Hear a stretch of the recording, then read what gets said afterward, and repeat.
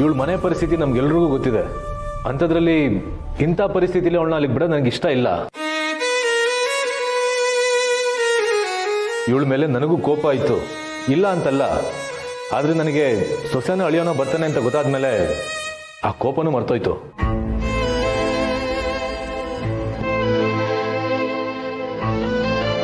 ನಾನು ಆದಷ್ಟು ಬೇಗ ಕೆಲಸ ಹುಡುಕೊಂಡು ಈ ಜವಾಬ್ದಾರಿನ ನಾನೇ ತಗೋತೀನಿ.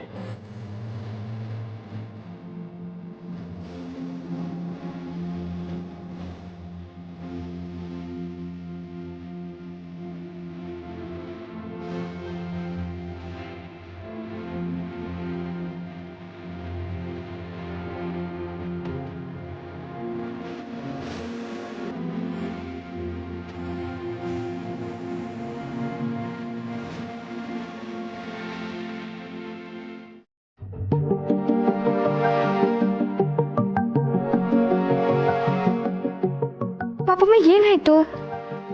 ಅಳ್ತಿದ್ದೀರಾ? ಏನಾಯ್ತು ಪಾಪಮ್ಮ? ಹುಷಾರಿಲ್ವಾ? ಮತ್ತೆ BP ಲೋ ಆಯ್ತಾ? ಅದು ಹಾಗೇನಿಲ್ಲ ಭಾವ.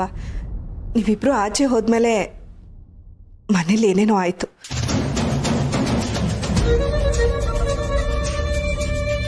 ಏನೇನು ಅಂದ್ರೆ? ಅದು ನೀವು ಹೋದ್ಮೇಲೆ ಅಭಿ ಕೋಪದಲ್ಲೇ ಇದ್ದ. ಅದೇ ಕೋಪದಲ್ಲಿ ತುಳಸಿ ಅವ್ರಿಗೆ 4 ಮಾತಾಡ್ಬಿಟ್ಟ.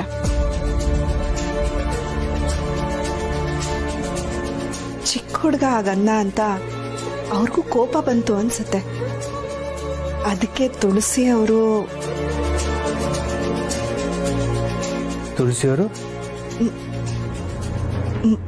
ಮನೆ ಬಿಟ್ಟು ಹೊರಟೋದ್ರು.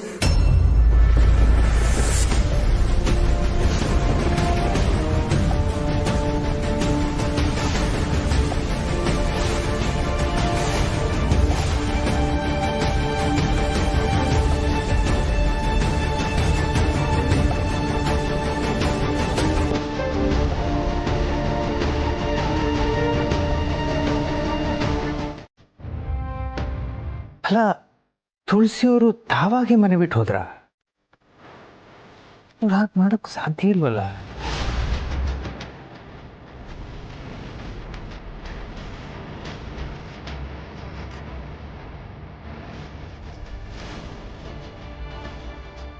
ಚಿಕ್ಕಮ್ಮ ಮನೆಗೆ ಒಳ್ಳೇದಾಗಬೇಕು ಅಂತ ಹೀಗೆ ಮಾಡಿದ್ರು. ಆದರೆ ನಿಜ ಹೇಳಬೇಕಂದ್ರೆ ಅವರಾಗೆ ಮನೆ ಬಿಟ್ಟು ಹೋಗಿದ್ದಲ್ಲ ಅಲ್ವಾ? ಅಭಿ ಮಾತಿಂದ ತುಳಸಿ ಅಮ್ಮ ಮನೆ ಬಿಟ್ಟು ಹೋದ್ರೆ ನೀವೆಲ್ಲ ಏನ್ ಮಾಡ್ತಿದ್ರಿ? ತಡಿಬೇಕಿತ್ತಲ್ವಾ?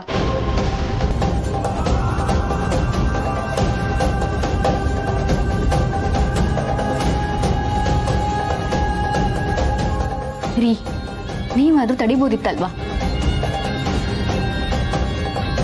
ಏನ್ ಹೇಳ್ತಿದ್ಯಾ ಪೂರ್ಣಿ?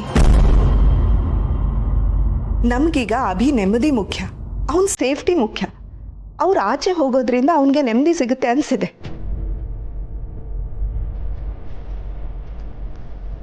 ಹಾಗಂದ್ಮೇಲೆ ನಾವ್ಯಾಕೆ ತಡಿಬೇಕು ಅವರನ್ನ?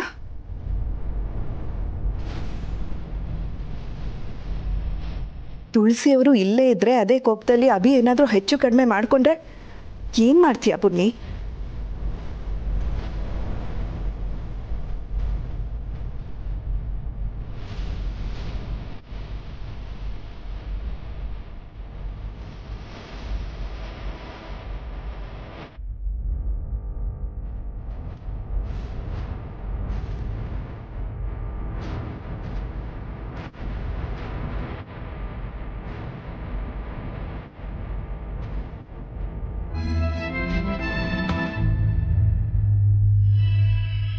ಬಾಬಾ,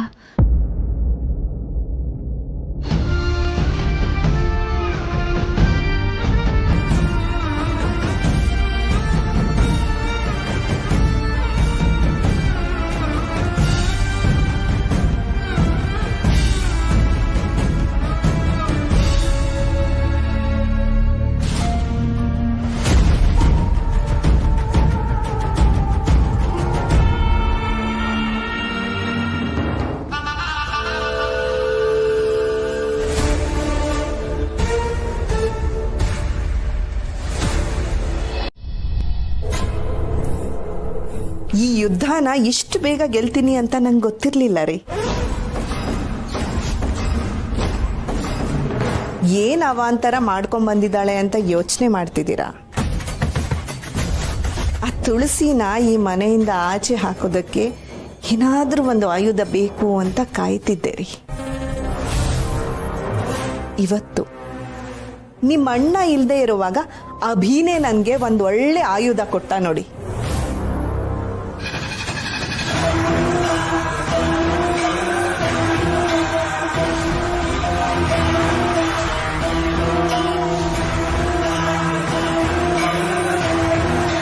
ನಿಮ್ಗೆ ಗೊತ್ತಾ, ನಾನೇ ಅವಳನ್ನ ಈ ಮನೆ ಬಿಟ್ಟು ಹೊರಡೋ ಹಾಗೆ ಮಾಡಿದ್ರು ನನ್ನ ತಪ್ಪೇನೂ ಇಲ್ಲ ಅನ್ನೋ ಹಾಗೆ ಸ್ಕೋಪ್ ತಗೊಂಡೆ.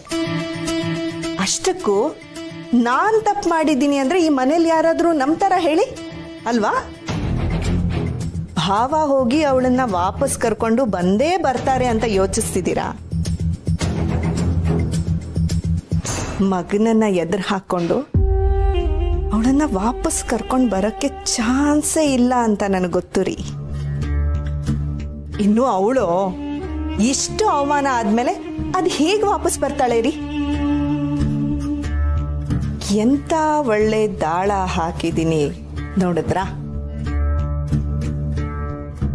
ಮಾಮ್, ನನಗಂತೂ ಅವ್ರ ಮನೇಲಿ ಇಲ್ಲದೆ ಎಷ್ಟೋ ವರ್ಷಗಳಾಗೋಯ್ತೇನೋ ಅನ್ನಿಸ್ತಿತ್ತು. ಅವ್ರು ಬಂದಾಗಲಿಂದ ಅವ್ರ ಜೊತೆನೇ ಇದ್ದೀನಿ. I am so happy today. ಓ ಹೌದಾ, ಸರಿ ಹಾಗಾದ್ರೆ ನೀನು ಅವ್ರ ಜೊತೆ ಟೈಮ್ ಸ್ಪೆಂಡ್ ಮಾಡು. ನಾನು ಇನ್ನೊಂದಿನ ಫೋನ್ ಮಾಡ್ತೀನಿ.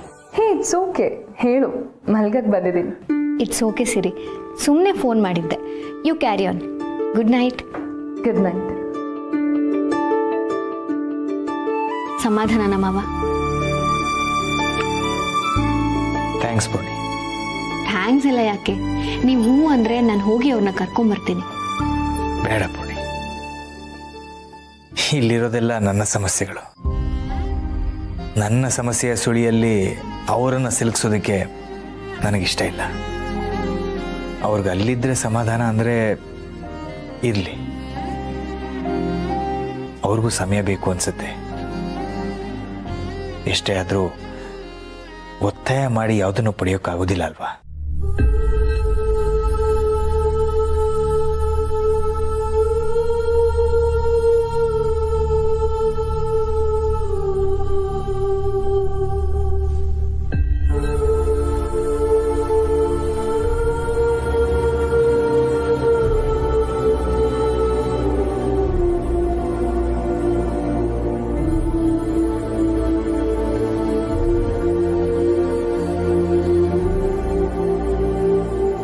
ಇಷ್ಟು ವರ್ಷದ ನಂತರ ಮಾವನ ಲೈಫ್ನಲ್ಲೂ ಏನೋ ಒಳ್ಳೇದಾಗ್ತಿದೆ ಅಂತ ಭರವಸೆ ಹುಟ್ಟಿಸಿದ್ದೆ ನೀನು ದೇವ್ರೆ. ಈಗ ಎಲ್ಲನೂ ಕಿತ್ಕೋಬೇಡ, ಆದಷ್ಟು ಬೇಗ ಎಲ್ಲನೂ ಸರಿ ಹೋಗೋ ಹಾಗೆ ಮಾಡು ಪ್ಲೀಸ್.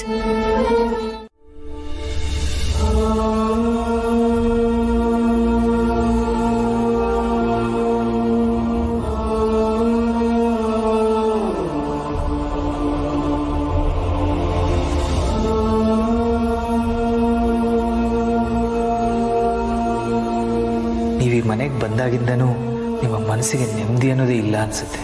ಒಂದಲ್ಲ ಒಂದು ಘಟನೆ ನಡೀತಾನೇ ಇದೆ. ಇವತ್ತು ಜನಾರ್ದನ್ ಮನೆಯಲ್ಲಿ ಹಾಗಾಯಿತು, ಅಭಿ ಬೇರೆ ಈ ಸ್ಥಿತಿಲಿ.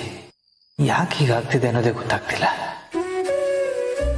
ಮಾಧವ್ ಅವ್ರಿಗೆ ಹೇಳ್ದೆ ಕೇಳ್ದೆ ಬಂದೆ. ಫೋನು ಮೆಸೇಜು ಮಾಡಿರ್ತಾರೆ ಅನ್ಸುತ್ತೆ. ನನ್ನ ಫೋನಲ್ಲಿ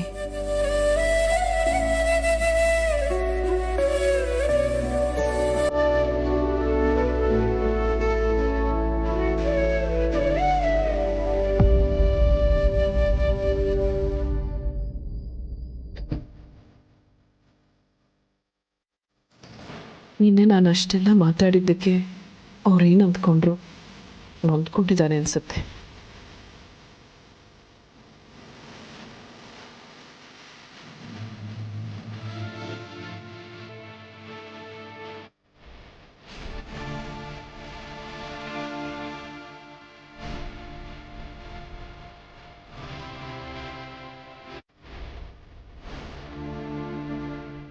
ನನ್ನಿಂದನೇ ಅವ್ರ ಮನೇಲಿ ಸಮಸ್ಯೆ ಆಗಿರುವಾಗ ನಾನು ಅಲ್ಲಿಂದ ಹೊರಟು ಬಂದಿದ್ದು ಸರಿಯಾಗೇ ಇದೆ ಅಲ್ವಾ ದೇವ್ರೆ?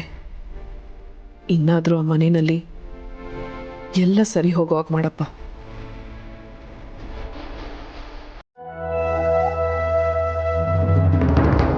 ರೀ ಚಪ್ಪಲಿ ಕಳ್ರೆ,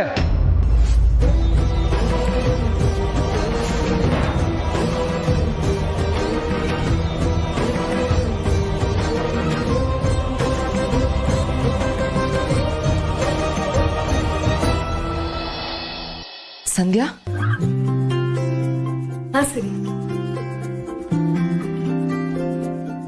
ನಿನ್ನ ಹತ್ರ ಸ್ವಲ್ಪ ಮಾತಾಡ್ಬೇಕಿತ್ತು. ಹೇಳು. ಹಿಂದೆ ನಮ್ಮ ಮಧ್ಯೆ ಏನೇ ಆಗಿರ್ಬೋದು, ಆದ್ರೆ ಈಗ ಅದನ್ನೆಲ್ಲ ಮನ್ಸಲ್ಲಿಟ್ಕೊಂಡು ಹಠ ಸಾಧಿಸುವಂತ ಸಮಯ ಅಲ್ಲ.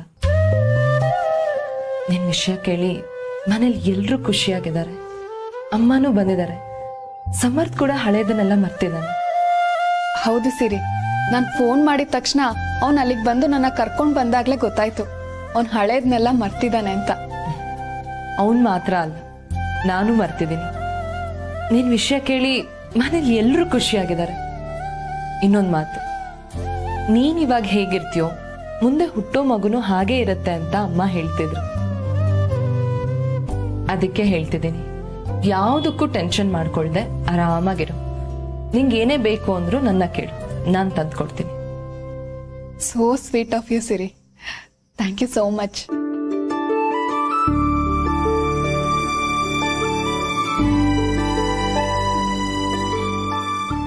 ಬಂದ್ಬಿಟ್ಲು ಹೇಳೋದಕ್ಕೆ. ಈ ಮನೇಲಿ ಎಲ್ಲ ಇವಳೆ ನೋಡ್ಕೊಳ್ಳೋ ತರ. ಇವಳೇನಾದ್ರೂ ಅವಳ್ದೆಷ್ಟಿದೆಯೋ ಅಷ್ಟು ನೋಡ್ಕೊಂಡು ಸುಮ್ಮನಿಲ್ಲ ಅಂದ್ರೆ ಈ ಸಲ ಮಾತ್ರ ನಾನ್ ಸುಮ್ಮನೆ ಬಿಡಲ್ಲ.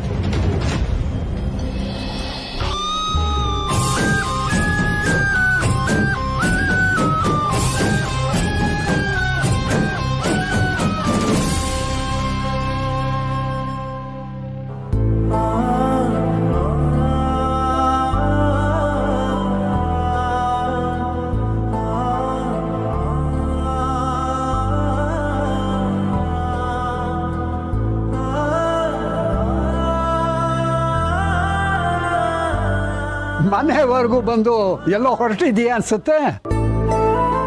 ಹಾಗೇನಿಲ್ಲ ದತ್ತ, ಸ್ಕೂಟ್ರು ಪಾರ್ಕ್ ಮಾಡ್ತಾ ಇದ್ದೆ. ಬಾಬಾ ತುಳಸಿ, ಯಾರು ಬಂದಿದ್ದಾರೆ ನೋಡು. ಬಾ ಮನೆ ಒಳಗೆ ಬಾ.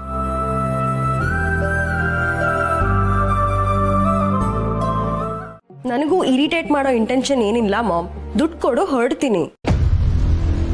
ಇವತ್ತೇ ಪಾರ್ಟಿ ಇರೋದು, ಖರ್ಚಿಗೂ ದುಡ್ಡಿಲ್ದೆ ನಾನಿನ್ನೂ ಟಿಕೆಟು ತಗೊಂಡಿಲ್ಲ ಗೊತ್ತಾ. ನನ್ನ ಫ್ರೆಂಡ್ಸ್ ಮುಂದೆ ಎಷ್ಟು ಶೇಮ್ ಅನಿಸ್ತಿದೆ. ನಿನಗೆ ಮೊದಲೇ ಹೇಳಿದ್ದೀನಿ, ಪಾರ್ಟಿ ಎಂಜಾಯ್ಮೆಂಟ್ ಇದೆಲ್ಲ ಬೇಕಾ ಇವಾಗ? ಮೊದಲು ಸ್ಟಡೀಸ್ ಕಡೆ ಗಮನ ಕೊಡು, ಮಿಕ್ಕಿದ್ದೆಲ್ಲ ಆಮೇಲೆ. ಸ್ಟಡಿ ಸ್ಟಡಿ ಸ್ಟಡಿ ನಾನು ನನಗೋಸ್ಕರ ಓದ್ಬೇಕಾ ಅಥವಾ ನಿನಗೋಸ್ಕರ ಓದ್ಬೇಕಾ ಅನ್ನೋದೇ ಕನ್ಫ್ಯೂಷನ್ ನನಗೆ. ಓದೋ ಟೈಮಲ್ಲಿ ಓದ್ತೀನಿ, ಇವಾಗ ಪಾರ್ಟಿ ಮಾಡಬೇಕು, ದುಡ್ಡು ಕೊಡು ನನಗೆ. ಹೇಳಿದ್ನಲ್ಲ, ಇಲ್ಲ ಅಂದ್ರೆ ಇಲ್ಲ ಅಷ್ಟೇ. ಮಾಮ್, ತೀರಾ ಓವರ್ ಆಗಿ ಆಡ್ತಾ ಇದ್ಯಾ. ನಾನು ಪಾರ್ಟಿಗೆ ಹೋಗ್ಲೇಬೇಕು ಅಂದ್ರೆ ಹೋಗ್ಲೇಬೇಕು. ಬಾಯಿ ಮುಚ್ತೀಯಾ?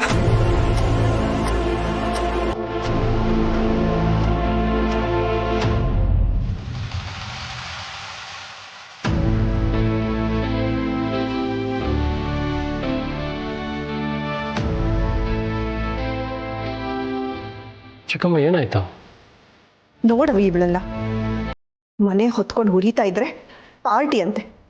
ಸೀರಿಯಸ್ನೆಸ್ ಬೇಡವಾ? ಕಾಮ್ ಡೌನ್ ಚಿಕ್ಕಮ್ಮ, ನೀವ್ಯಾಕೆ ಇವಳ ಮೇಲೆ ಕೈ ಎತ್ತುತ್ತೀರಾ? ಇವಳೇನು ಚಿಕ್ಕ ಹುಡುಗಿನಾ? ನಾನೇ ಇವಳ ಹತ್ರ ಮಾತಾಡ್ತೀನಿ.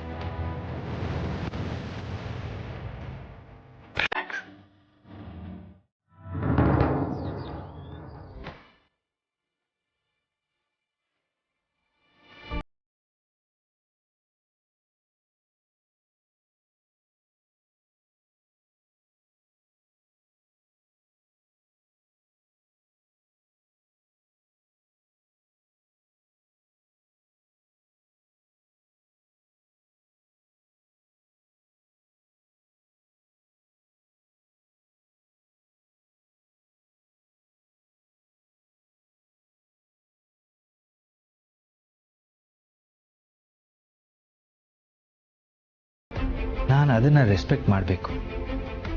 ನನ್ನಿಂದ ಅವರಿಗೆ ಯಾವತ್ತೂ ಹಿಂಸೆ ಆಗಬಾರ್ದು.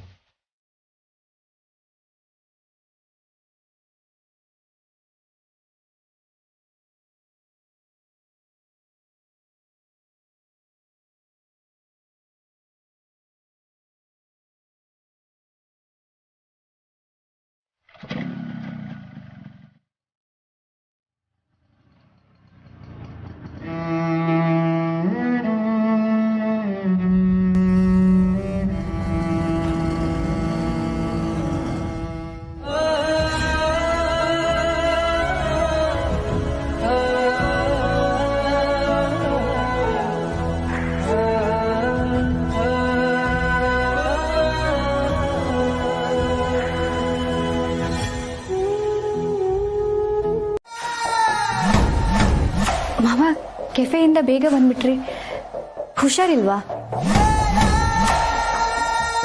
ಆರಾಮಾಗಿದ್ದೀನಿ ಪೂರ್ಣಿ. ನಾನು ಕೆಫೆಗೆ ಹೋಗಲಿಲ್ಲ, ತುಳಸಿಯವ್ರ ಮನೆಯಿಂದ ಬಂದೆ.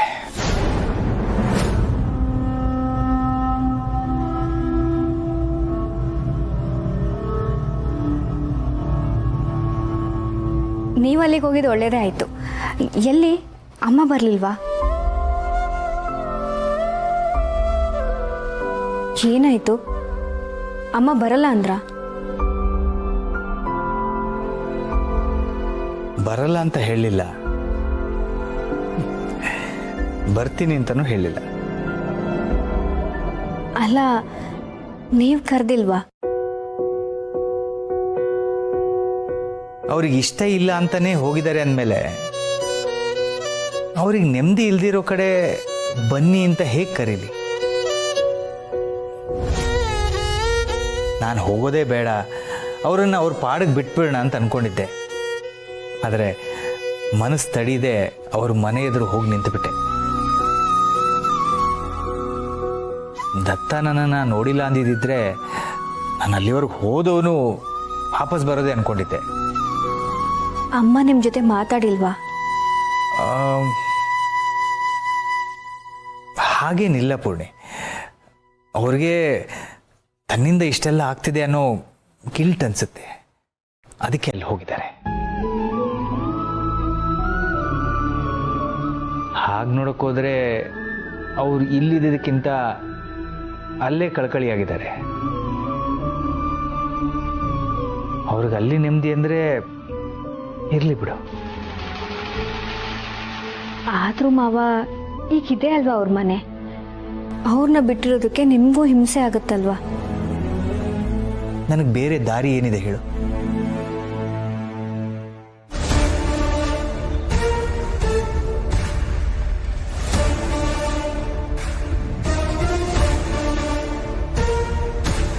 ಸೊ ಈ ಶಾರ್ವರಿ ಅನ್ಕೊಂಡ ಹಾಗೇನೆ ಆಯ್ತು.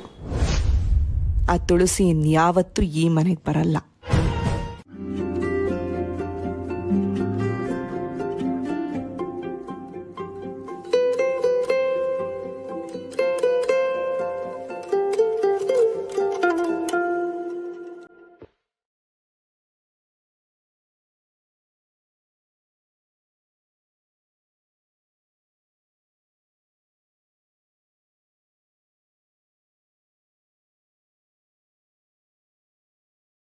ನಿಮ್ಮ ಪ್ರಕಾರ ಈ ಮದುವೆ ತಪ್ಪಿರ್ಬೋದು, ಆದರೆ ನನಗೆ ಯಾವತ್ತೂ ಇದು ತಪ್ಪು ಅನಿಸಿಲ್ಲ.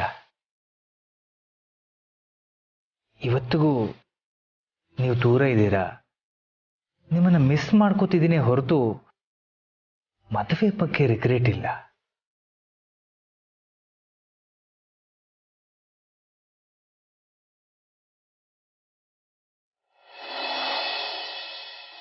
ಮಾವ, ಇವತ್ ನಿಮ್ ಜೊತೆ ವಾಕಿಂಗ್ ಮಾಡೋದಕ್ಕೆ ಯಾರು ಕಾಯ್ತಿದಾರೆ ಹೇಳಿ?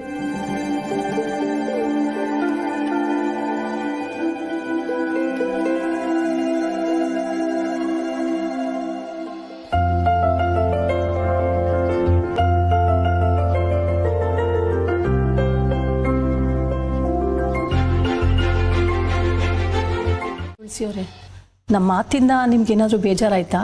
ನಾವೇನಾದರೂ ತಪ್ಪಾಗಿ ಮಾತಾಡಿದ್ವಾ?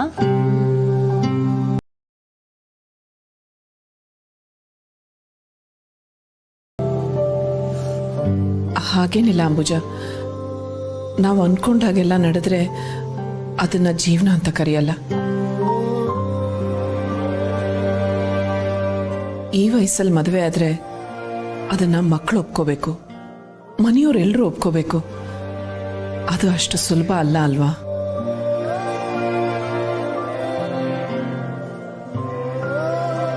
ಎಷ್ಟು ಅನುಕೂಲ ಇದೆ, ಮನೆ ಹೇಗಿದೆ ಅನ್ನೋದಕ್ಕಿಂತ ನಮ್ಮಿಂದ ಮತ್ತೊಬ್ರಿಗೆ ತೊಂದರೆ ಆಗದೆ ಇರೋ ಹಾಗೆ ನಾವು ಬದುಕ್ತಾ ಇದೀವ ಅನ್ನೋದು ಮುಖ್ಯ ಆಗತ್ತೆ ಅಲ್ವಾ? ಹೀಗೆ ಒಗಟೊಗಟಾಗಿ ಹೇಳಿದ್ರೆ ನಮಗೆ. ಅಯ್ಯೋ ಪುಟ್ಟ, ಬರೀ ತಿಂಡಿ ತಂದ್ಕೊಟ್ಟಿದ್ಯಾ? ಕಾಫಿ ತಂದೇ ಇಲ್ಲ. ಒಂದ್ ನಿಮಿಷ, ಕಾಫಿ ತರ್ತೀನಿ.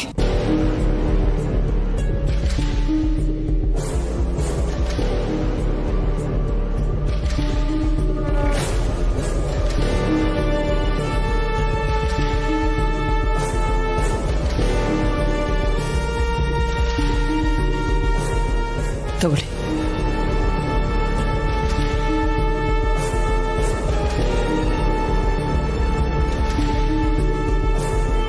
ನಿಮ್ಮನ್ನ ನೋಡಿ ತುಂಬಾ ಖುಷಿ ಆಯ್ತು ತುಳಸಿ ಅವರೇ. ಇಲ್ಲಿಗೆ ಬಂದಾಗೆಲ್ಲ ಹೇಳಿ ಭೇಟಿ ಮಾಡ್ತಾ ಇರೋಣ. ಖಂಡಿತ ಅಂಬುಜ. ಸರಿ, ನಾವಿನ್ ಬರ್ತೀವಿ ತುಳಸಿ.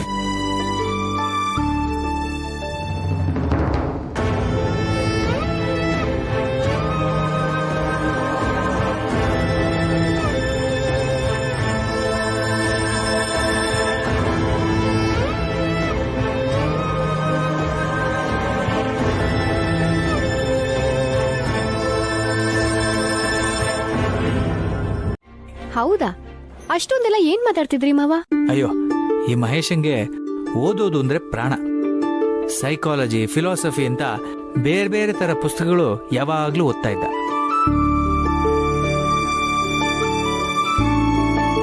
ನನ್ಗೇನಾದ್ರೂ ಸಣ್ಣ ವಿಷಯಕ್ಕೆ ಬೇಜಾರಾದ್ರೂ ಹೇಗ್ ಸಮಾಧಾನ ಮಾಡ್ತಿದ್ದ ಗೊತ್ತಾ?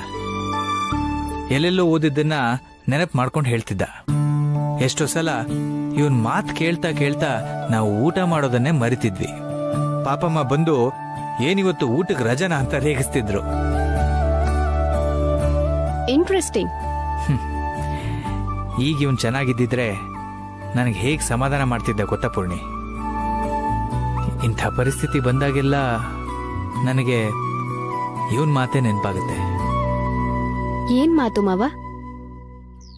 ಭಗವಂತ ಆಗಿನೂ ಶ್ರೀರಾಮನ್ಗೆ ಕಾಡಿಗೆ ಹೋಗೋದು ತಪ್ಪಲಿಲ್ವಂತೆ. ಶ್ರೀಕೃಷ್ಣನ ಕಣ್ಣೆದುರಲ್ಲಿ ಯುದ್ಧ ಆಗೋದು ನಿಲ್ಲಿಲ್ವಂತೆ. ಕೆಲವೊಮ್ಮೆ ಪರಿಸ್ಥಿತಿಗಳು ದೇವರ ಕಂಟ್ರೋಲ್ನಲ್ಲಿ ಇರಲ್ವಂತೆ. ಹಾಗಂದ ಮೇಲೆ ಕೆಟ್ಟ ಸಿಚುವೇಶನ್ಗಳು ಬಂದಾಗ ನಮ್ಮನ್ನು ನಾವು ಬ್ಲೇಮ್ ಮಾಡಿಕೊಂಡು ಏನ್ ಪ್ರಯೋಜನ? ಈ ಎಲ್ಲ ಪರಿಸ್ಥಿತಿಗಳು ಬರೋದು ನಮಗೆ ಪಾಠ ಕಲಿಸೋದಕ್ಕೆ, ನಮ್ಮನ್ನ ಸ್ಟ್ರಾಂಗ್ ಮಾಡೋದಕ್ಕೆ ಅನ್ನೋನು ಮಹೇಶ. ಆಯ್ತಲ್ಲ ಮಾವ, ಇದೇ ಅಲ್ವಾ ಇವಾಗ ನಿಮ್ಗೂ ಬೇಕಾಗಿರೋದು? ಪರಿಸ್ಥಿತಿ ನಿಮ್ ಕಂಟ್ರೋಲಲ್ಲಿ ಇಲ್ಲ ಅಂದ್ಮೇಲೆ ಮನ್ಸಿಗೆ ನೋವು ಮಾಡ್ಕೊಂಡು ಏನ್ ಪ್ರಯೋಜನ? ನೀವ್ ಹೀಗೆ ಇದ್ರೆ ಚಿಕ್ಕ ಮಾವನ್ಗೂ ಇಷ್ಟ ಆಗಲ್ಲ ಅಲ್ವಾ?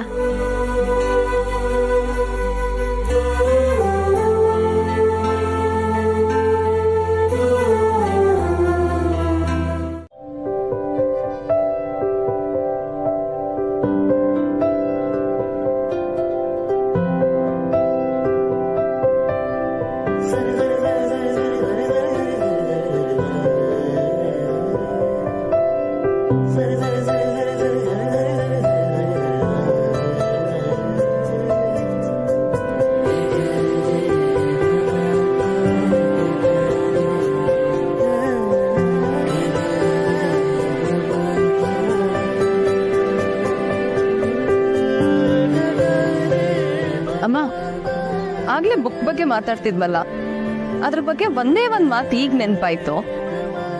ನಾವ್ ಯಾರನ್ನಾದ್ರೂ ಬಿಟ್ಬಿಡೋಣ ಅನ್ಕೊಂಡಾಗ ನಾವ್ ಯಾಕೆ ಅವ್ರ ಜೊತೆ ಇಷ್ಟ ದಿನ ಇದ್ವಿ, ನಾವ್ ಯಾಕೆ ಅವ್ರಿಗೆ ಇಷ್ಟ ದಿನ ಇಷ್ಟೊಂದು ಗೌರವ ಕೊಡ್ತಿದ್ವಿ ಅಂತ ಯೋಚಿಸ್ಬೇಕಂತ.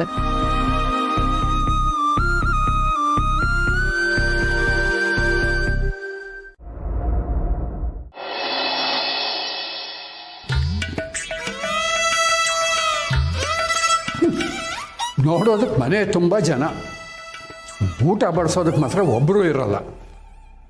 ಸೋಗ್ಲಾಡಿ ತಾತ, ಸಿರಿ ಫೋನ್ ಮಾಡಿದ್ಲು, ಬರೋದು ಲೇಟ್ ಆಗತ್ತಂತೆ. ಓ ಹೌದಾ, ಸರಿ ಹಾಗಾದ್ರೆ ನೀನೇ ಬಡಿಸು. ನಾನಾ? ನೀನೇ. ಅಲ್ಲ ಕಣೋ, ಜನ ಯಾರು ಇಲ್ಲ ಅಂದಾಗ ಈ ಥರ ಸಣ್ಣ ಪುಟ್ಟ ಕೆಲಸಗಳೆಲ್ಲ ಮಾಡೋದು ಕಲಿಬೇಕು. ಸರಿ ಆಯ್ತು, ಹೋಗಿ ತಗೊಬನ್ನಿ, ಬಡಿಸ್ತೀನಿ.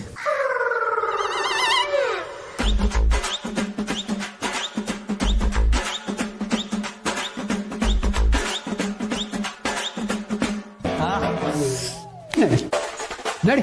ಬಾಕಿ ಇತ್ತು. ದಂಡ ಪಿಂಡ.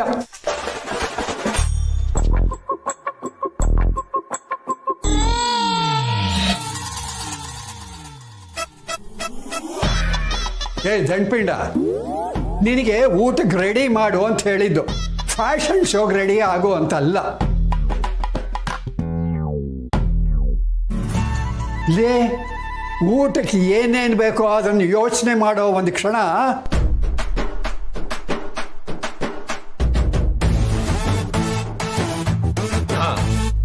ಊಟ ಮಾಡಕ್ ಬೇಕಾಗಿರೋದು ಫಸ್ಟ್ ತಟ್ಟೆ.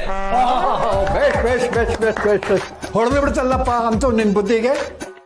ಅಲ್ಲ ಕಣೋ, ಬರೀ ಪ್ಲೇಟ್ ಒಂದೇ ಅಲ್ಲ, ಲೋಟ, ಲೋಟದಲ್ಲಿ ನೀರು.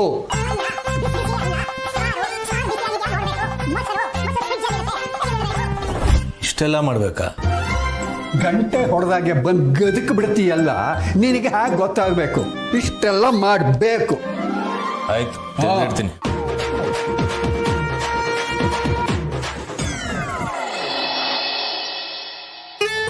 ಸೊ ಮನೇಲಿ ಹೇಳ್ದೆ ಬಂದಿದ್ಯಾ, ಆ ಮನೆ ಪ್ರಿನ್ಸಸ್ ನೀನು. ನಿಂಗೆ ಇಷ್ಟೆಲ್ಲ ಡೇರಿಂಗ್ ಇದೆ ಅಂತ ನಂಗೆ ಗೊತ್ತೇ ಇರಲಿಲ್ಲ. ಸೋ ಗ್ರೇಟ್ ಯಾ, ನಾನ್ ಆ ಮನೆ ಪ್ರಿನ್ಸೆಸ್ಸೇ. ಆದ್ರೆ ಈ ತರುಣ್ ಗರ್ಲ್ ಫ್ರೆಂಡ್ ಅನ್ನೋದು ನಿಜಾನೇ ಅಲ್ವಾ? ಅಂಡ್ ಮನೇಲಿ ತುಂಬಾ ಬೋರ್ ಆಗ್ತಿತ್ತು ಇವನು. ನೀನ್ ತುಂಬಾ ದಿವಸದಿಂದ ಆಚೆ ನೈಟ್ ಔಟ್ ಹೋಗೋಣ ಅಂತ ಹೇಳ್ತಿದ್ದೆ, ಸೊ ಬಂದ್ಬಿಟ್ಟೆ. ಟ್ರಸ್ಟ್ ಮೀ, ಇವತ್ತು ನಾವು ಹೋಗ್ತಿರೋ ಜಾಗ ತುಂಬಾ ಸಖತ್ತಾಗಿದೆ. You will enjoy it and also you won't regret it.